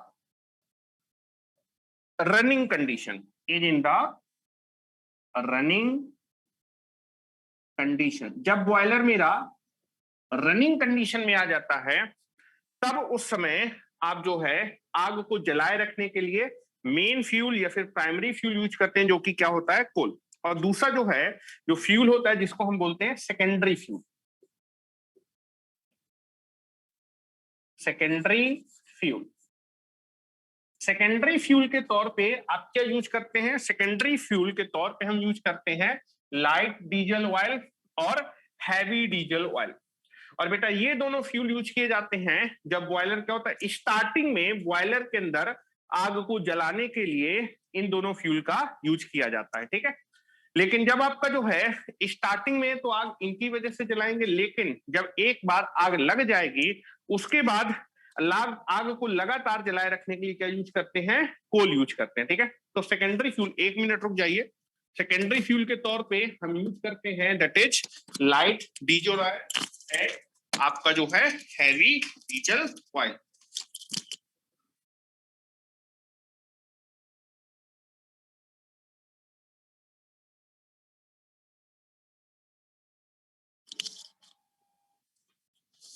तो secondary fuel के तौर पे हम क्या use करते हैं बेटा? Secondary fuel के तौर पे हम 2 फ्यूल यूज करते हैं। एक होता है बेटा आपका लाइट डीजल ऑयल और दूसरा होता है हैवी डीजल ऑयल। बेटा लाइट डीजल ऑयल को शॉर्ट में बोलते हैं एलडीओ और बेटा हैवी डीजल ऑयल को बोलते हैं एचडीओ। और ये दोनों बेटा आपके यूज किए जाते हैं बॉयलर में, जब बॉयलर किस कंडीशन में होता है? At the time of starting. तो मैं लिख देता हूं बेटा, ये आपका जो सेकेंडरी फ्यूल है वो बॉयलर में यूज किया जाता है जब बॉयलर किस कंडीशन में होता है? स्टार्टिंग कंडीशन में। तो these are used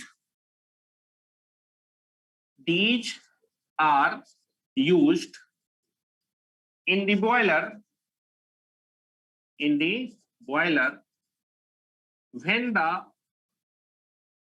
the boiler is in the starting condition, जब बॉयलर मेरा स्टार्टिंग कंडीशन में होता है। तो आप देखेंगे कि जनरली जो है जब बॉयलर में हम आग को जलाते हैं तो मेनली हम 2 टाइप के फ्यूल यूज करते हैं। स्टार्टिंग के समय हम सेकेंडरी फ्यूल को यूज करते हैं और जो सेकेंडरी फ्यूल होता है वो 2 फ्यूल से मिलकर बनता है एलडीओ, लाइट डीजल ऑयल, और एचडीओ। लाइट डीजल ऑयल तुरंत आग को क्या करता है? पकड़ लेता है और उस आग को मेंटेन करने या फिर सस्टेन करने के लिए हम हैवी डीजल ऑयल को क्या करते हैं? जलाते हैं, लेकिन कुछ टेम्परेचर पहुंचने के बाद। तो स्टार्टिंग के समय आप जो है अपने बॉयलर में आग को जलाने के लिए एलडीओ और एचडीओ यूज करते हैं, और उसके बाद जब आपका जो है जो बॉयलर है वो रनिंग कंडीशन में आ जाता है उस समय आग को बॉयलर में जलाए रखने के लिए क्या यूज करते हैं? कोयला यूज करते हैं। तो एलडीओ जो होता है वो आपके आग को तुरंत पकड़ लेता है, फिर आपको सस्टेन करने के लिए एचडीओ यूज करते हैं, ये आपको सस्टेन करेगा, फिर आग को लगातार जलाए रखने के लिए क्या यूज करेंगे? कोयला यूज करेंगे। ठीक है, तो ये चीज बेटा आपको क्लियर होनी चाहिए कि जो है बॉयलर को जलाने के लिए जनरली हम क्या करते हैं? 2 टाइप के फ्यूल यूज करते हैं बॉयलर के अंदर। एक होता है सेकेंडरी फ्यूल जो कि होता है एलडीओ और एचडीओ का मिक्सचर, जो कि स्टार्टिंग में आग को जलाने के काम आता है, और फिर उसके बाद आग को लगातार जलाए रखने के लिए हम मेन फ्यूल यूज करते हैं जो कि क्या होता है? कोयला होता है। ये बॉयलर में यूज किया जाता है जब बॉयलर किस कंडीशन में आ जाता है? रनिंग कंडीशन में आ जाता है। तो मेरे ख्याल से दैट इज बॉयलर में आग को कैसे जलाते हैं ये आपको क्लियर हो गया होगा।